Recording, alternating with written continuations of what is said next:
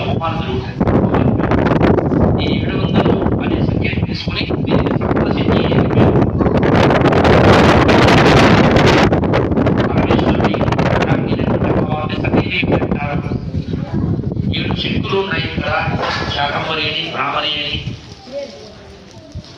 ఈ 7 శక్తుల గురించి 700 మంత్రాలు వర్ణించుకుంటారు చేత దీనికి సప్తశతి అని పేరు. ఇందులో ప్రతి మంత్రము చాలా గొప్ప విశేష ప్రయోజనాన్ని కలిగి ఎప్పుడు వేసుకున్నటువంటి పాయసము, నువ్వులు, నెయ్యితో పాటు అవి కాకుండా ఒక్కొక్క విశేష ద్రవ్యాన్ని అమ్మవారికి సమర్పించడం జరుగుతుంది. మహాహుతి అంటారు, ఊరికి వేసేదాన్ని ఆహుతి అంటారు.